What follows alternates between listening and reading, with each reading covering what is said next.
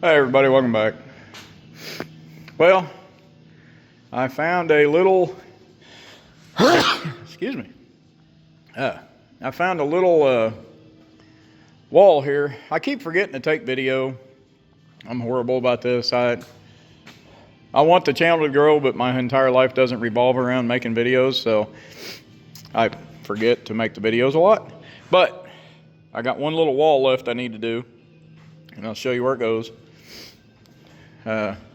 Been putting outlet boxes in. We're not ready for wiring yet, but I wanted to put them in. So here's our little wall coming out. That's where the toilet's going to go. And speaking of the toilets, something you might look into. Sorry. At least in our area, I'm guessing it's about everywhere, but you have to, with your toilet pipe, there you go, focus, you have to give at least 12 inches behind it of space. And by the time you figure in the drywall and everything, you know, because this is all the way, which is like, 13 3/4 in the middle. So we got plenty of room by the time we had to drywall and everything. But you got to have 12 inches that way. And then from the center, you have to at least have 15 inches on each side. And, that's just for clearances and all that good stuff. So just in case you didn't know that, there's, at least in my area, that's what it is. I don't know, maybe different other places, but that's where it is on mine. But back to this. There's our treated that we've got bolted down, concrete anchored down. And at least in our area, you have to have a bolt within 6 inches, between 6 inches and a foot, and that it can't be more than a foot away. I try to do, around 6 inches. And then if it was a big open piece, you can't go more than 6 feet without one. And again, this is my area. So I've got it bolted on each end, and then we'll get to the part where I actually, show you the little framing part. And okay. Now to start off with, remember I showed you where that was anchored down on your boards. I went and laid that board and got it measured out for the bolt holes, so I could cut holes here for the, that to fit over the bolt. But if you look, now this may sound just super simple to some people, but you'd be amazed how easy it is to get this off. But I marked it, after I measured it, I marked which way was the outside wall. Because, if you pre-build this like I'm going to, and go put it in place and you've got this flipped, which ideally that one and that one should be the same, but they're not. That one's slightly that way. So, we just kind of eyeballed it with the anchors. We didn't get super precise because it's all going to be covered, and as long as it's holding the board down, it doesn't matter. But, okay, so now this is, and you seen I had the bottom plate, and now I do this up top too, and I showed videos on that, but I do on concrete you have to do a treated and then put a plate on top of it. Well, this is going to be your bottom, go on top of the treated. And then I have another board sitting up there that's already cut to go on top of here, because I double top plate too. And one advantage of that, one, on this, you don't have it sitting on top of the concrete, which you can't have. But the nails that you put your bottom plate that you put the nails in, this,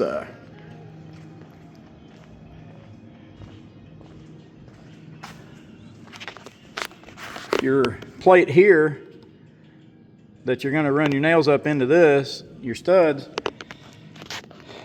if you put it through your treated, then moisture could wick up through the nail and rust out the nail.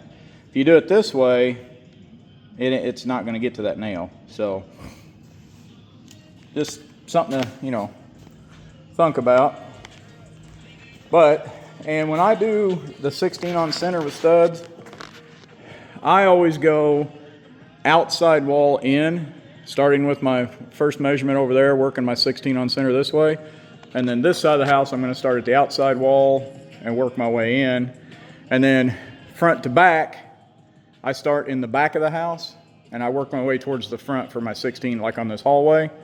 Because since it ends right here, I start back there. And even if the hallway came the whole distance, I would still start at the back of the house and work my way forward.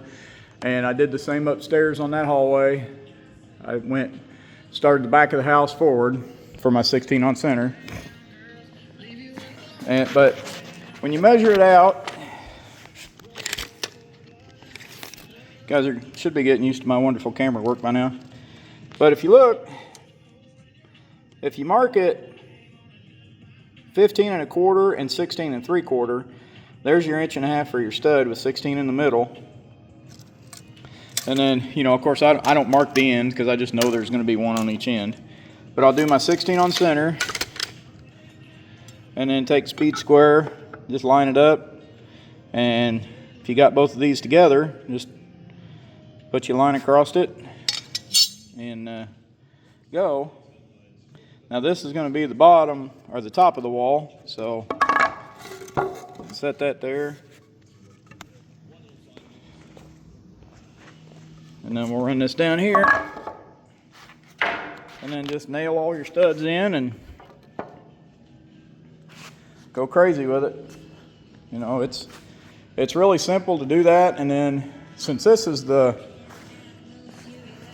wall going next to the toilet, I'm gonna put blocking in there, but we're gonna put extra blocking. We're gonna put a bunch of blocking. When I get all the blocking up, I'll show you. But like on this side here, we're gonna put extra blocking in for toilet paper holders, and you know, if she wants a shelf above the toilet, we're gonna put a because she's already got it marked right there where she wants to plug in right there. So, you know, we'll put extra blocking in to be able to attach the shelf good and all that good stuff. And then something I recommend you do is, I had my daughter go around and put a mark everywhere she wanted to plug in, but then also for anywhere that she might want to put a TV. So she wants a plug in and blocking for a TV. And in here anyways, this is their master bedroom. She's got 3 spots for it that we're going to put extra blocking in with a plug-in up high for the TV. So, and I gotta talk to her about this one. She wants a plug-in right there, and the bathtub's going right here. So, yeah, I don't know about that one. I know I could put a GFCI there, but I don't know. I just don't like having, I mean, I guess the plugins will be that close to the sinks, but I don't know. I just don't see the need for a plug-in right above a tub. I don't know. Leave a comment if you got a plug-in above your tub. And I know I don't get to dedicate a lot of time to making videos, but I'm trying to get some out. So, but there's how you throw that together. And then of course you just put 2 nails on each. And then on the top plate, I'll put another one. I'll nail another top plate on there because I like the double top plate. And also, just as a hint, as something for you to think about, after you nail your stud to this, when you put your top plate on this, your crown, because this is your top plate, and then you got your crown that goes on the top. When you do it, you don't have to do this, but when you put your crown on, run your nails above your studs, so that when you're running wiring and stuff, you don't have to fight with trying to go through nails and, you know, different things like that. Just run them here in the middle, or here in the middle of your stud, and then you got all this open for running wiring. So, hey, thanks for watching. I appreciate it. This is the part where I ask you to like, subscribe, you know, comment, all that good stuff, share. But I do appreciate it. And this is like framing 101. This is very basic stuff for, you know, there's a lot of people out there that do this for a living. I used to do it years ago, but I don't do it anymore full time. I'm just doing this for my daughter, and then I worked on my other daughter's house too. There's one of my older videos where I did her shower for her. So, but there's more videos to come. So they're very sporadic when I get time. So I appreciate everybody watching, and thank you very much. I'll see you later. Bye.